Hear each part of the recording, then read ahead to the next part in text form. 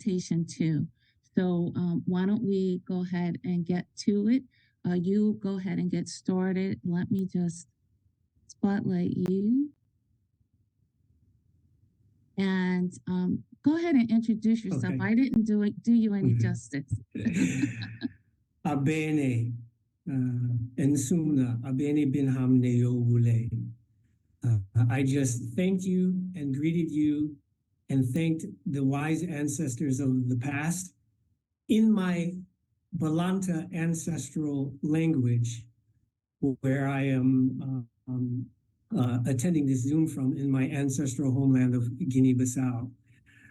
Yes, good brother Comrade Malik did not mention my accolades, and it would take too long for me to give my bona fides. So by way of introduction, I would just simply say that if Comrade Malik is the conductor, and if Brother Ramzu is the town crier and hype man, I have been recognized as the plebiscite engineer. And as such, the main organizations that we keep hearing mention of, ADN, the Afro-Descendant Nation, the Republic of New Africa, and NCOBRA, all three organizations have invited me as a consultant to give substantial workshops on the plebiscite because of my involvement in history, in studying plebiscites and preparing an actual campaign. In the very beginning of this presentation, Dr. Akila Mukaram made a very good point about how, one, reparations as a result of a long history of work, primarily by the Republic of New Africa, the Afro-Descendant Nation, and particularly NCOBRA, and most recently under the leadership of Cam Howard, who is the past national co-chair, they made the word reparations a household word. I agree with the Afro-Descendant Nation that we need to make the term Afro-Descendant a household word with the understanding that it gives us legal personality in international society and international forums. By the same token, we have to make the word plebiscite a household word with the correct understanding of the definition and the concept. 2 weeks ago, I gave a 4-hour presentation to the Republic of New Africa. And next week, I will be giving another workshop to the leadership of NCOBRA at their national retreat on the mechanics of an actual real plebiscite. Just so we're clear, the definition of a plebiscite is a popular vote which includes the entire population. The vote cannot truly be called a plebiscite unless all eligible voters are able to participate. If we can move the next slide, please. I'm going to try to go through this very briefly. The New African and Afro-Descendant Plebiscite for Self-Determination is the title that I use to refer to the plebiscite. I use the terms New African and Afro-Descendant interchangeably. And if we go back to the moment in our history when our ancestors were released from chattel enslavement, the next procedural step at that moment was to have each person of voting age decide which one of the following 4 options they wanted. Either return to Africa under their birthright right to return, the creation of a new African nation on American soil, full and equal US citizenship, or 4, emigration to another country.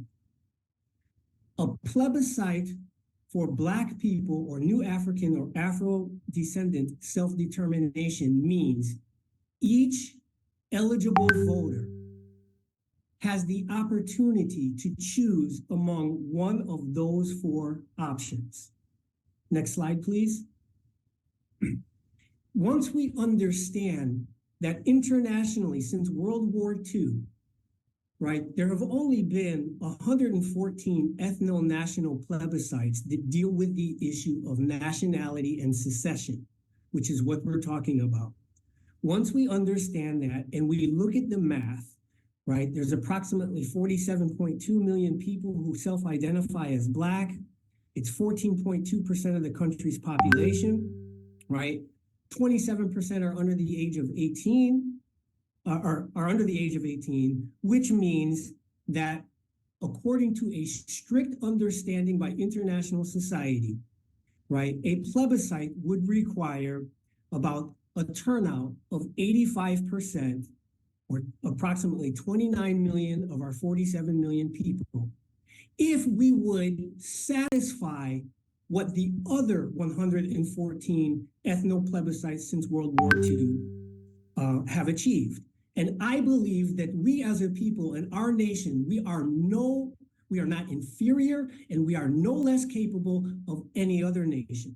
By the way, just a few weeks ago, the Democratic Republic of the Congo had elections.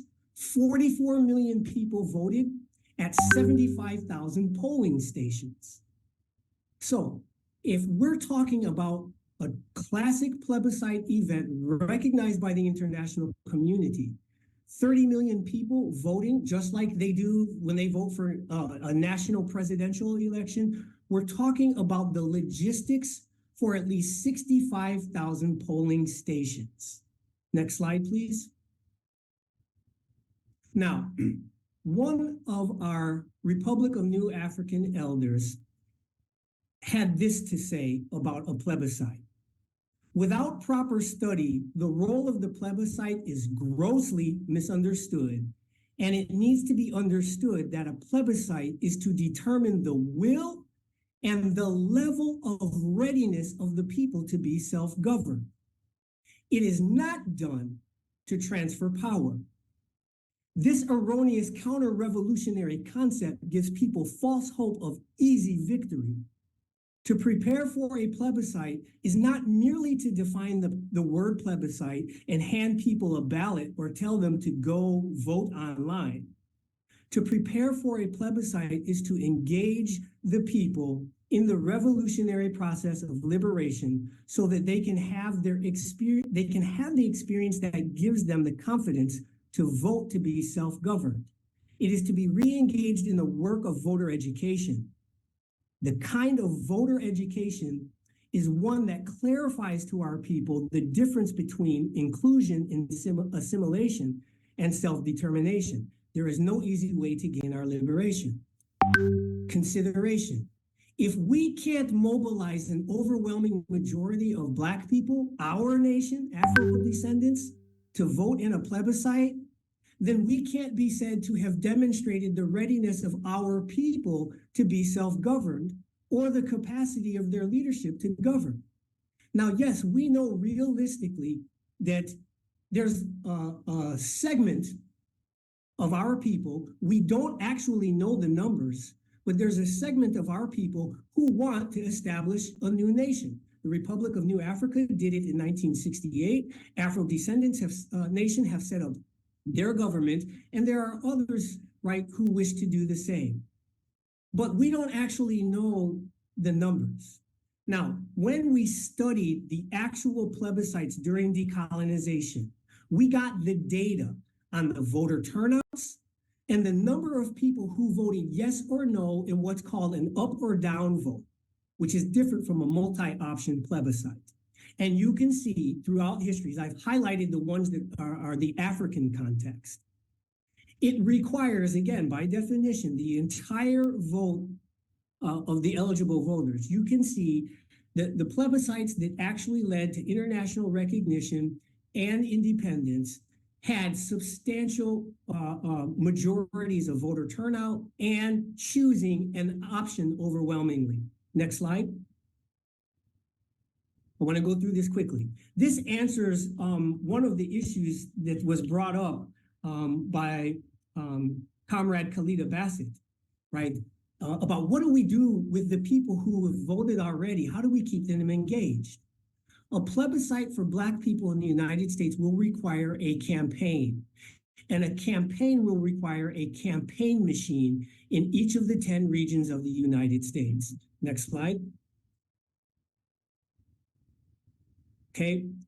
The new African Diplomatic and Civil Service Corps was set up as a private independent entity to service the Afro-descendant nation, all 47 million Black people in America, to focus specifically on the call for the first new African and Afro-descendant plebiscite Congress in the United States, which would establish an objective, qualified national body constituted to take responsibility for conducting the plebiscite.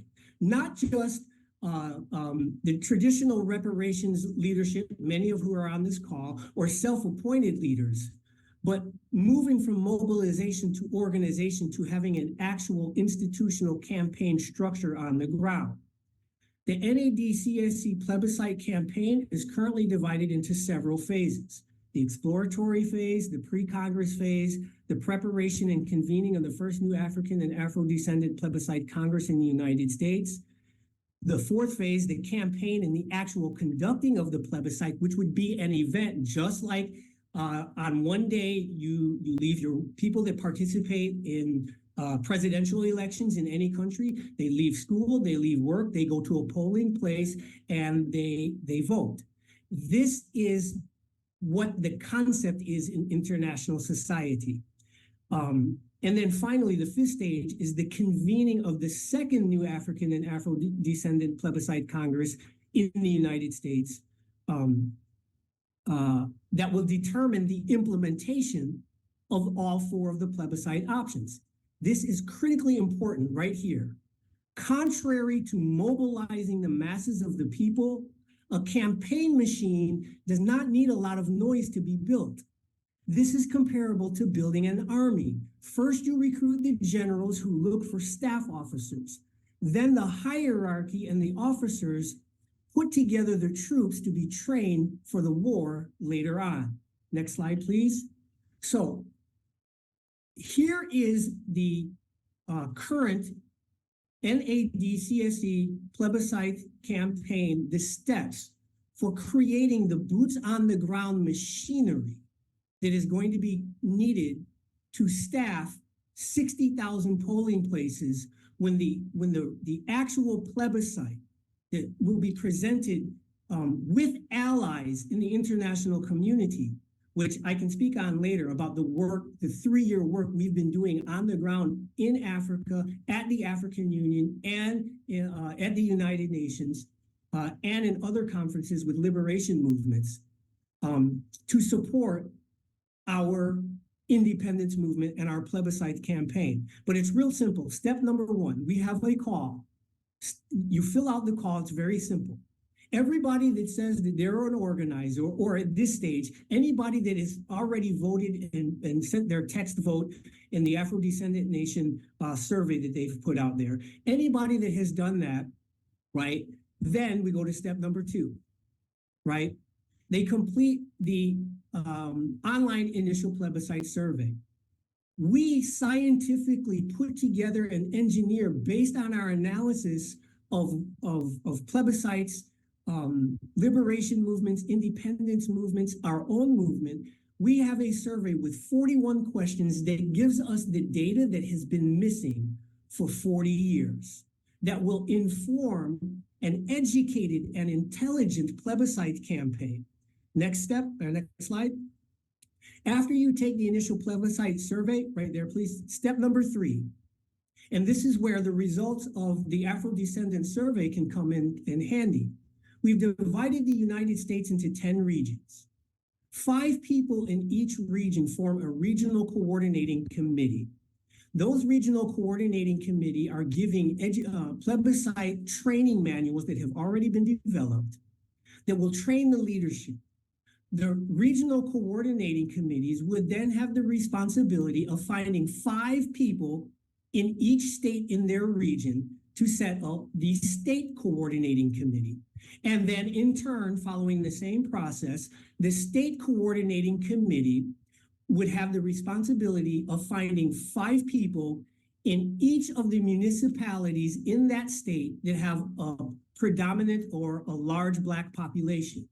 By following this process, we will then have plebiscite coordinating committees in the top 100 cities in the United States who will lead the ground forces in doing the education campaign and actually training and staffing the polling places when it comes time for actually having a traditional plebiscite vote. So I'm going to stop there. I know we don't have a whole lot of time left. No one is opposed to taking action now. We are all united on that.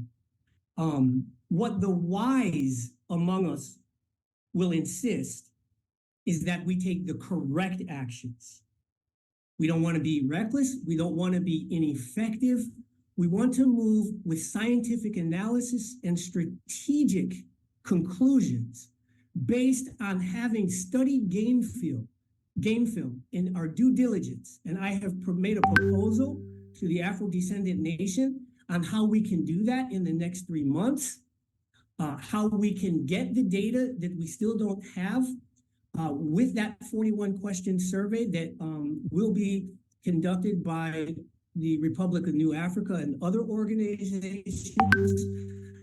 We have a plebiscite exploratory committee of officials. It has leaders from the UNIA. It has leaders from NCOBRA. It has leaders from Republic of New Africa. It has representatives from other regions outside of North America as supporters. That committee is already formed. We've invited the Afro-descendant nation to be a part of this work that we are providing a service to put in place on the ground, the actual ground forces. We look forward to working in unity with Afro-descendant nation. And we have a ton of information about our study of the plebiscites. We have a training course for diplomatic and civil service corps people who are going to be needed to conduct negotiations with the African governments who want to receive us, as well as negotiations with the United States government, entirely professional. So let me land there, and I want to thank you for giving me the platform today.